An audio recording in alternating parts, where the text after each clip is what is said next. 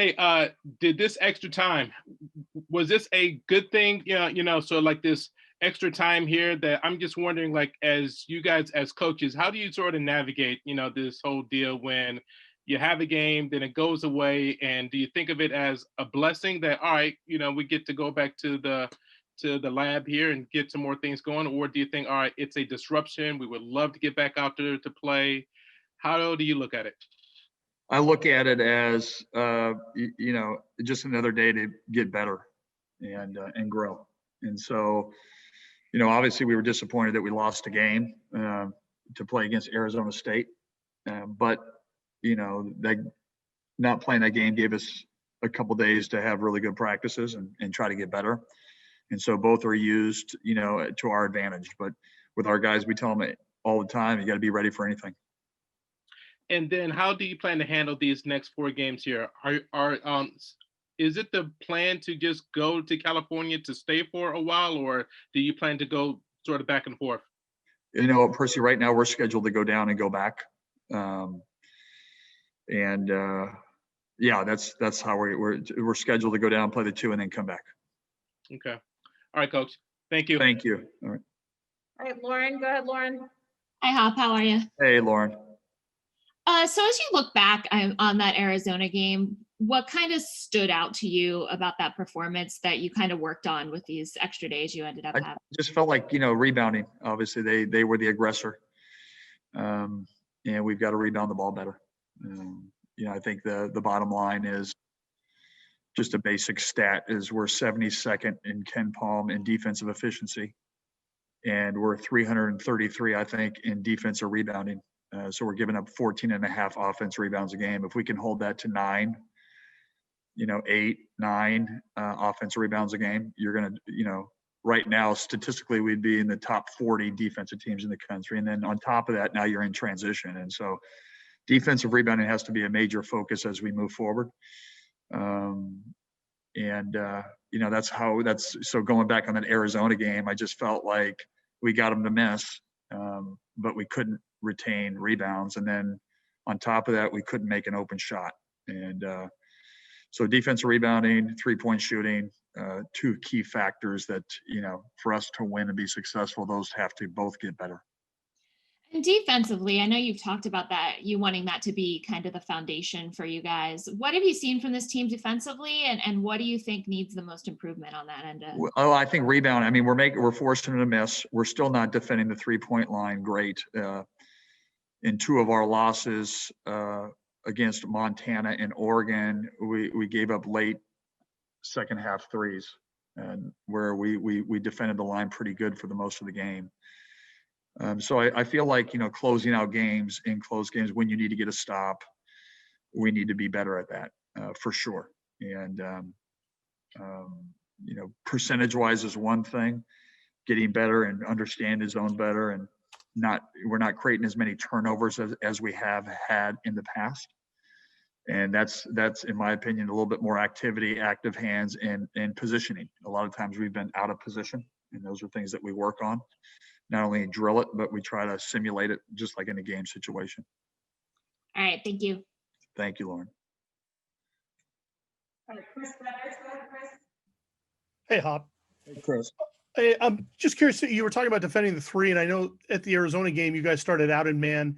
Is there a situation where, was that just due to game plan, or is that something you're actually thinking more about? Well, what we were trying to do is unfortunately, one of the things was to stop Baker from shooting threes and James Akinjo, and they made, I think, 3 of their first 4 threes. So now it comes back to, whatever our game plan is, we've got to execute better. We've got to be more aware, those types of things. But, we're going to try to find different things, a little bit of man, a little bit of junk, to try to take the rhythm of the other team out. That's all we're trying to do when teams get really comfortable in what you're doing. Just give them a little bit of a curveball, throw them something that takes them out of rhythm. That's what we were trying to do. Didn't work great, but we tried. Also, real quick, just, I know you guys have already played at Utah, but this is kind of the first true road swing conference and all that. being road dogs, given your situation right now, that I know that sometimes can be a situation where you can solidify, kind of rally. And is this coming at a good time in that way? You know what, Chris? Gosh, I don't know how to answer that. Every game is just a new opportunity, home, road. It's another opportunity and a lot of uncertainty. But you just got to go and you got to play, and we just want to play better basketball. That's what we're looking for. We're looking at better execution offensively and defensively. We're looking at less bad shots. Where we improved, and then what we see in practice, can that translate to the game? And sometimes it has, sometimes it hasn't. And now it goes back to the consistency. So home or away, it's just another opportunity to play a really good team. If we can, look for a better execution on both ends, that would be a win for us for sure. Last one for me. I think I know the answer to this already because you guys haven't reported it, but there was a report out there that there's a kid that's supposedly going to enroll, be on campus in a week. It's the reason I would ask, but is there a comment on that, or are you allowed to? Yeah, Dominic Penn. Okay. His father is Scooney Penn, who was an All-American at Ohio State. He's an assistant with the Memphis Grizzlies. Dominic is a guard that was at prep school, who's a really talented, high character kid, can shoot it, got good upside. He'll be enrolling in the winter quarter for sure. Yeah. Okay. Thanks, Hop. Oh, you're welcome. Hey, Hop, your mask kind of gives you the Hannibal Lecter look, by the way. But hey, just wanted to ask, when things aren't going as well as you want, sometimes team building events and things that you can do really help pull the team together. But in these times, it's just kind of difficult. What are you able to do with the team to try to get that togetherness and try to overcome some of this stuff? It's pretty hard. Even with meals, you're taking your meal and you're going to your room. Even on the road, you don't have roommates.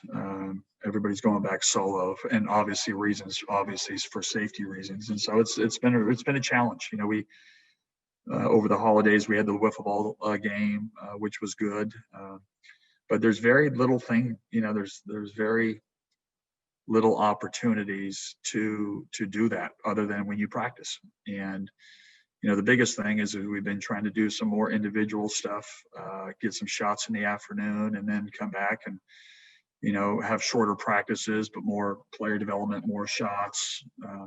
So we have high energy for that hour and a half that we go over our game plan and defensive responsibilities. But in terms of team building, very, very difficult. In today's day and age and the world that we're living in right now, almost non-existent.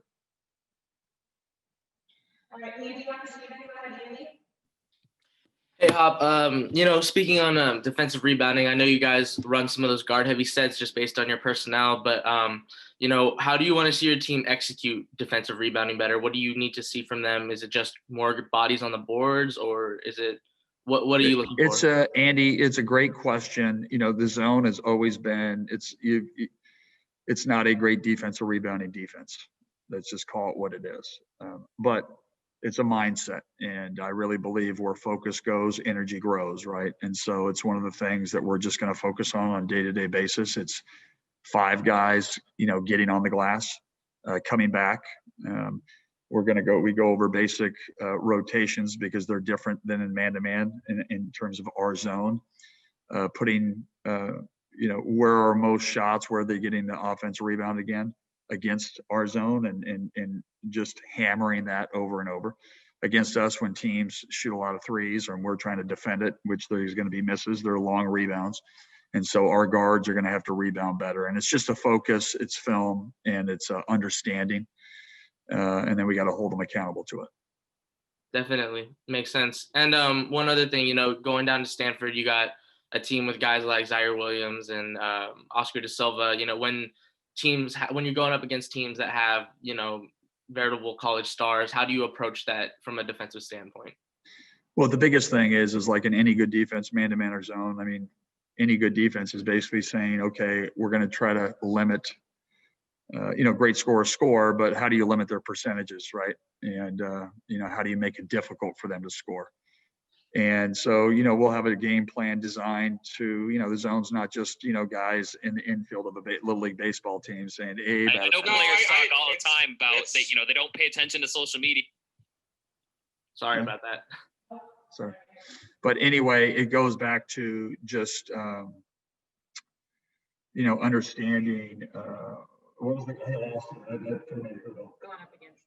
Oh yeah, De Silva. I mean, they're gonna put him in the high post. We've got to defend it, try to keep it out of there. You could see a little bit of wrinkle defensively in terms of what we can do. Great players usually find ways to score. You got to limit their percentages and make it difficult. Zaire Williams, I coached him in the 19 and under team, gold medal team. He's an exceptional player, talent. They've got I saw them earlier in the year. I thought they had the most talent, one of the best teams in the league. They've been hit by COVID harder than anybody, I think, in the country. So I give Jared Haas a lot of credit, not even being able to play at home. But they got a lot of talent. They got an experienced team. It'll be a hell of a challenge. But the biggest thing is how do we make it difficult to where they try to attack us? And I'm not going to give you that right now. But make it very difficult for the guys that score, obviously.